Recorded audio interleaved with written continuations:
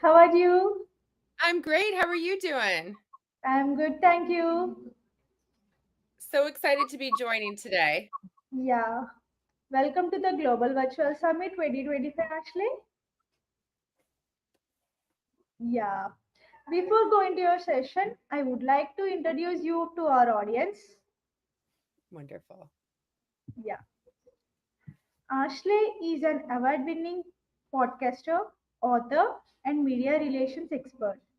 She is the founder of Nadi Media LLC, a full service firm specializing in a media placements and training of authors, thought leaders, and entrepreneurs.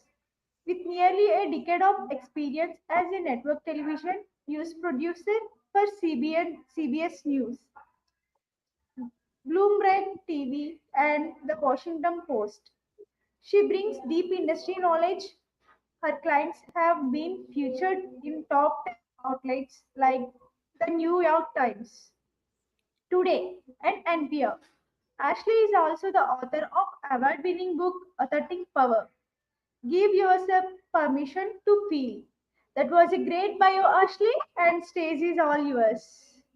Thank you so much, Melinda. It's so wonderful to be here. Thank you, everyone, for joining. I'm thrilled. We are going to be talking today all about how to get the media to pay attention to your business, to your book, to your thought leadership. So, if you are live here today, I'd love to hear from you. Do you want to be in the media? Put a yes, drop a yes in the chat because I'm going to teach you how to do that. I'm going to give you a couple examples as well. Well, I'm going to go ahead and get started by sharing my screen. And here we go. Hopefully everybody can now see this here. Okay, I am now sharing my screen. So let's go. A little bit about me, as Melinda introduced, I'm a former network TV producer on CBS News, on Bloomberg, and the Washington Post.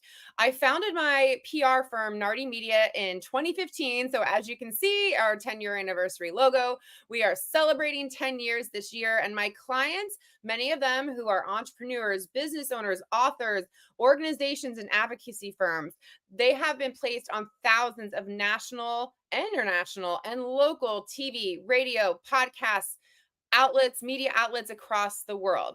And as Melinda mentioned, I am also author of my own book, Authentic Power, Give Yourself Permission to Feel. So this is a book that I wrote all about my own personal healing journey.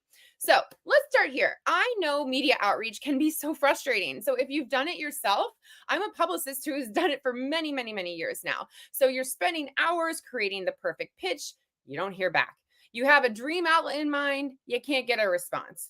You dream of being featured in a major media outlet and you don't know where to start. Or you're sending your pitches and no one's biting. Or you get a response and it's a pass and you don't know why.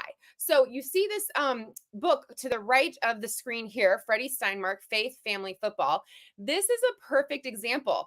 I put together the absolute perfect pitch for this book. My authors were co-authors of this incredible story. Freddie Steinmark was a University of Texas football player who was diagnosed with cancer. And you can see he lost a leg here. He is known for igniting and starting America's war on cancer.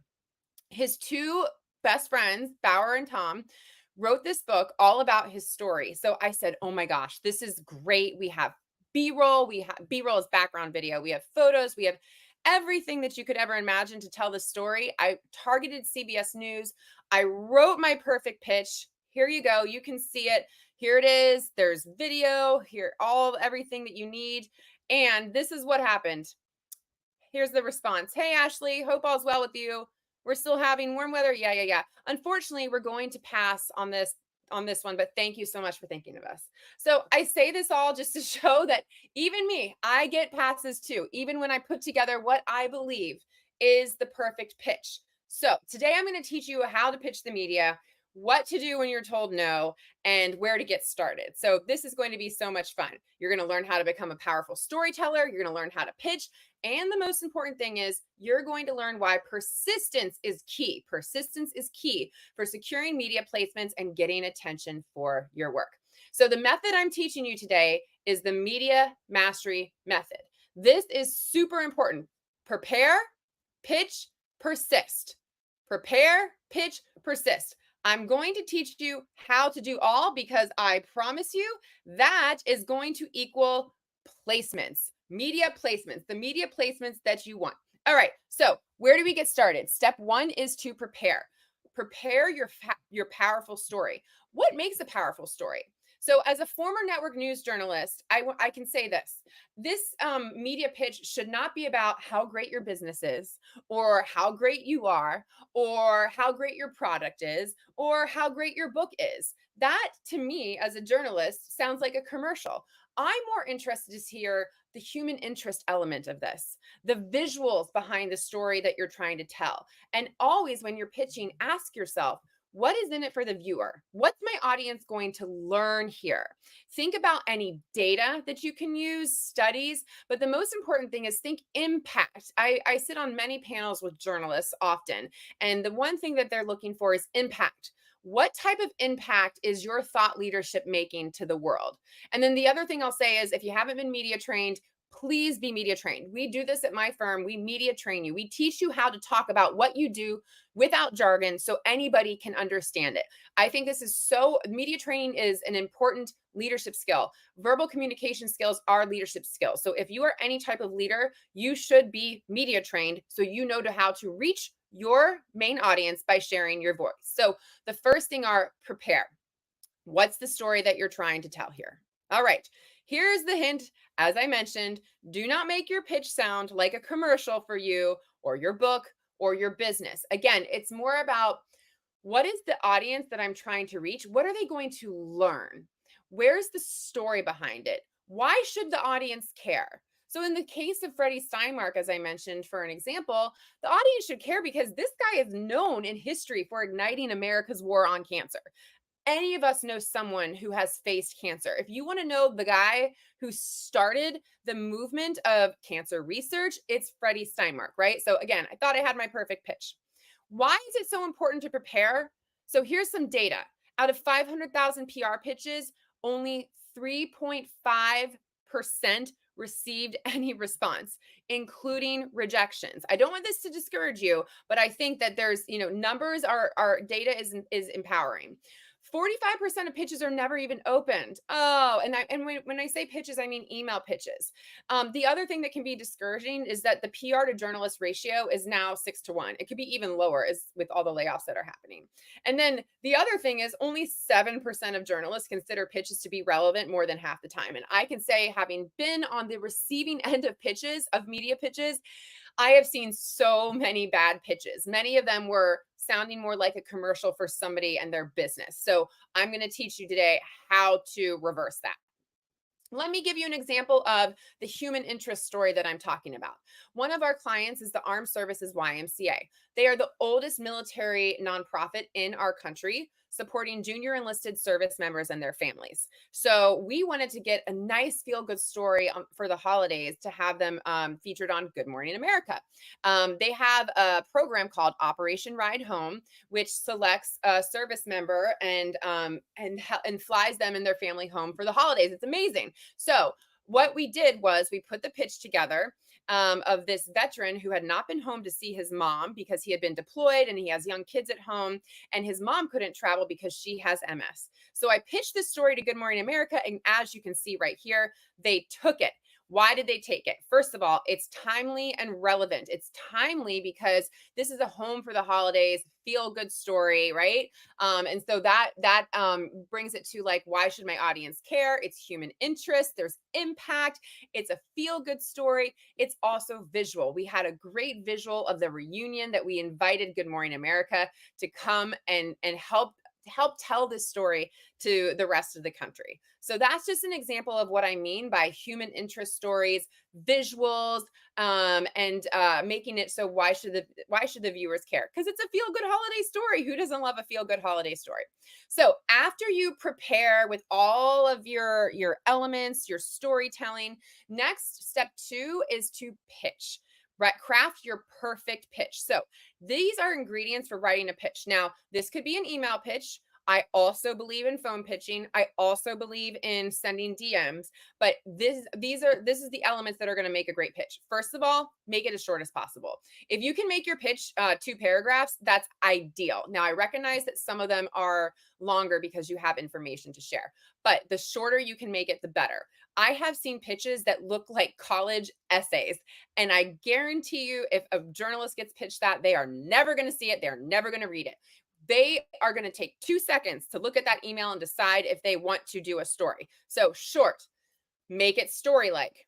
Lean into the timeliness. So think trends, data, research. An example could be, a majority of Americans, let's see, we did May's Mental Health Awareness Month. Like X percentage of Americans are facing loneliness. During May's Mental Health Awareness Month, I have this expert available to give her top tips for how to beat loneliness or the blues during May's Mental Health Awareness Month. So there's the timeliness of it, because we're working with news organizations. The one thing you have to think is, why tell this story, and why tell this story right now? So that's where the relevancy comes in. Also, make sure it's personalized to the person that you're pitching. There are many services out there that have a media database, so you can research folks. Cision is one, Muckrack is one. There's so many out there. But then you can just do good old-fashioned internet stalking on LinkedIn to find the reporter at your local media outlet. Next is, again, think the human impact. What type of impact are you teaching the audience that you want to reach? Okay, finally, a couple other things. Make sure your subject line is short and catchy, because they are getting pitched hundreds, if not thousands of pitches every day. What is going to make you stand apart? This is so important. There's actually, I read somewhere recently that there's studies that show if you use all lowercase letters in your subject line, the journalists are more likely to open the email. So that's something to think about. Now, if you're not sure where to start with your media outreach, I think your local media market is always best, in addition to podcasts. Podcasts, you don't really need that timeliness of it, because they can be more evergreen, meaning that the episode could air at any time, versus traditional media. They operate on a news cycle. So the urgency, the why tell this story right now. But I always say, if you have dreams of being on national traditional media, start locally. As an example, I am here in the Washington, D.C. region, and I'm on local TV here a lot. It's great. I have a great relationship with many local journalists here. And if you can make a splash in your local media market, that's a great place to build momentum and have the domino effect spread. And then do your research on the media target and journalists. Like I said, good old-fashioned internet stalking, but there's plenty of services out there. All right, once you have your pitch ready, and you start pitching, it is important to act fast and be ready. So, couple stats here. 48% of media responses come within the first hour of sending a pitch. So this means you got to be ready. And as soon as you send your pitch to the media, you need to be ready to act fast and move. And if no response on day one, there's actually only a 25% chance of hearing back. There's always exceptions. The exception is that you should always follow up.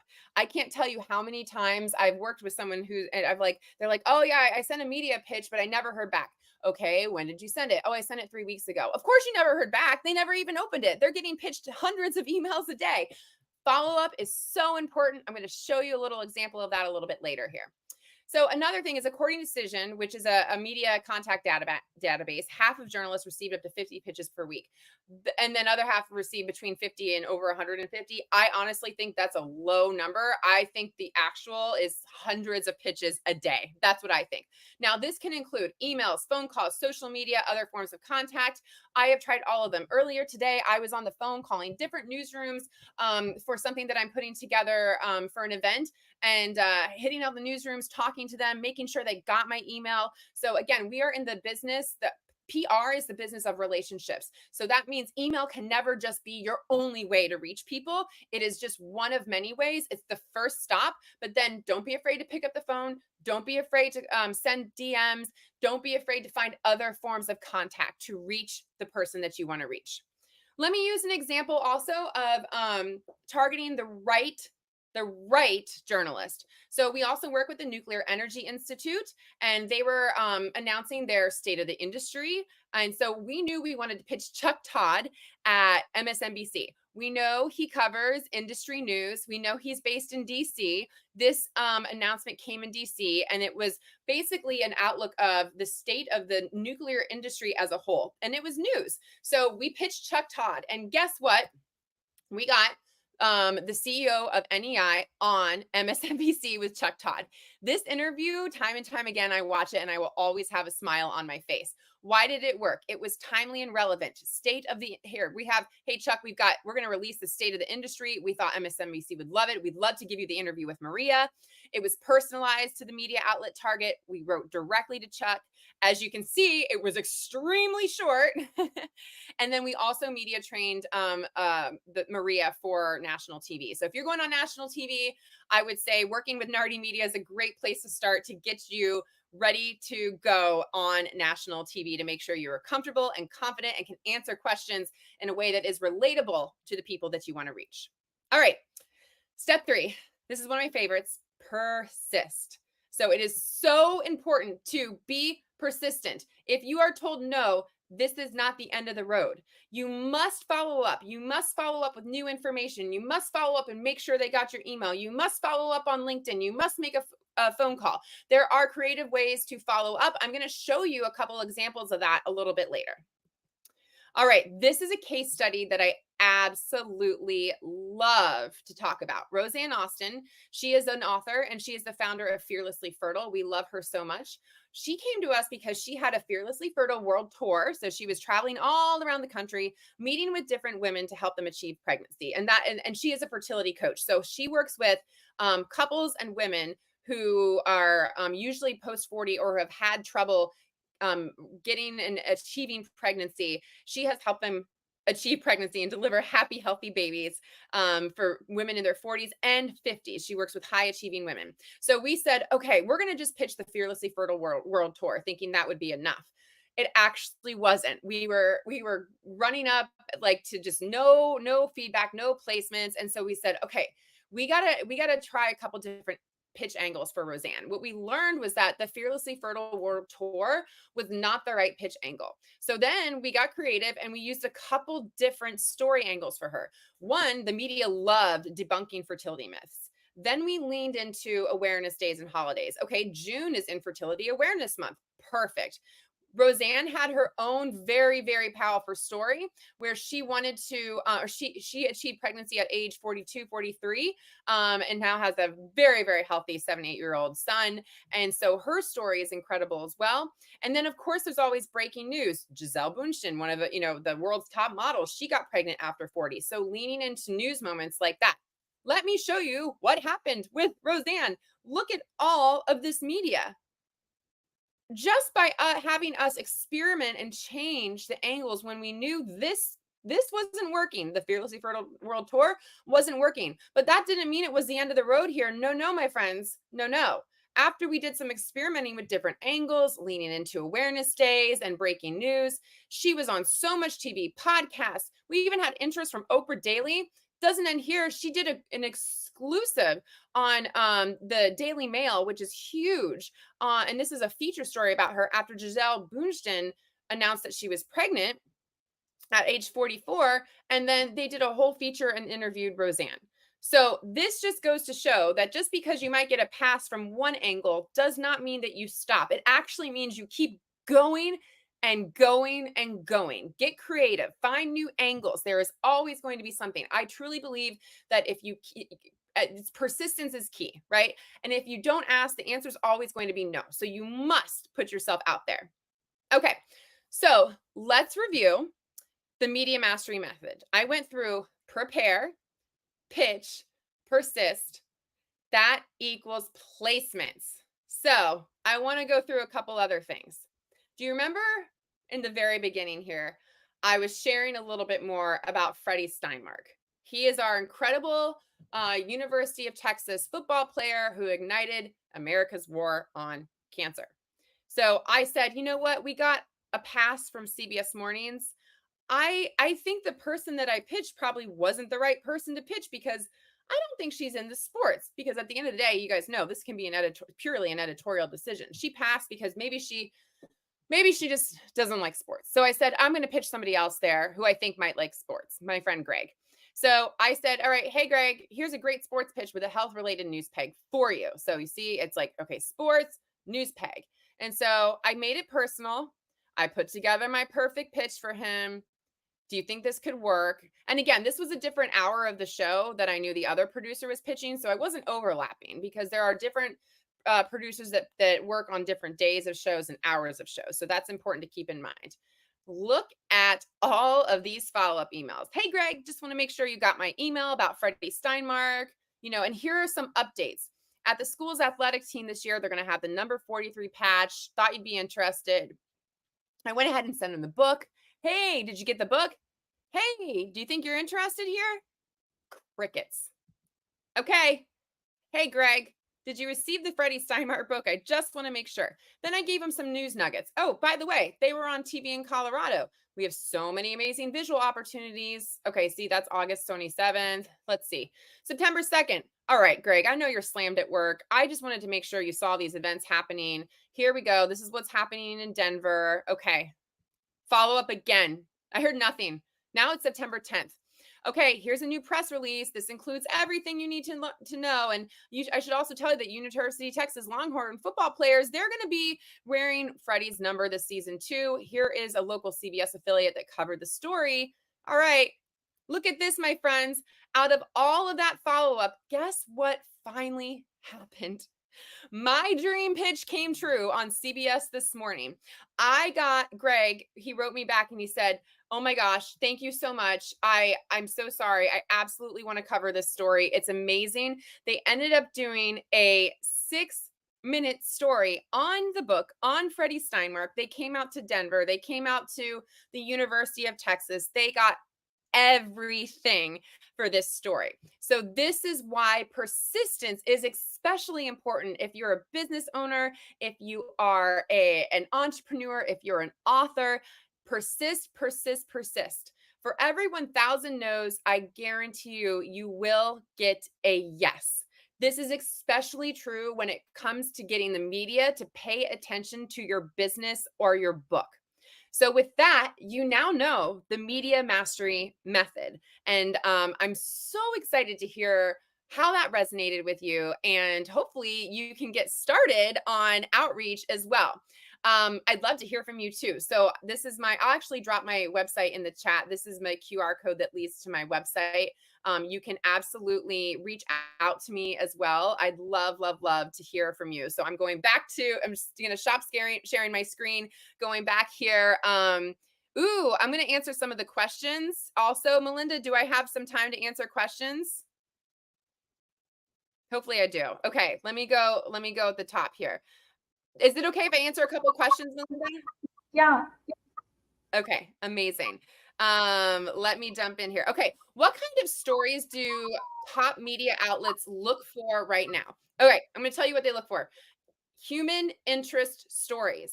We can't just have a business or a book or a product. I want to know the impact that business, book, or product is making. I want to know the story behind the person that is being pitched. Maybe it's someone who has struggled with disease and it's like that hero story. Maybe there's you're a doctor or some sort of physician or expert that has clients that you've helped heal. That is so important that you are able to share those folks' stories too, if they let you. They're looking for stories that have the human interest element. Also stories that tie to what's happening in the news cycle right now. So let's see, it's June. As I mentioned, June is Infertility Awareness Month. There is an awareness month and day for everything. It's like National Donut Day, National Cookie Day, June's Infertility Awareness Month. September is Self-Improvement Month. October is Breast Cancer Awareness Month. Find your expertise and marry it to what you could be talking about. May is Mental Health Awareness Month. I do a lot of media in May because my book is a mental health focused book.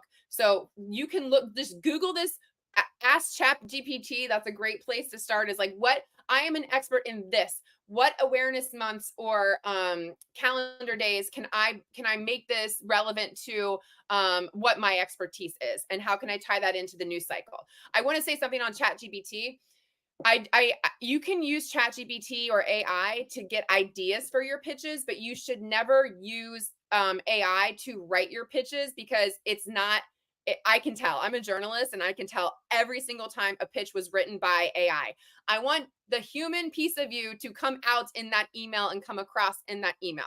All right, let me go to another question here. How important is personal branding in securing media coverage?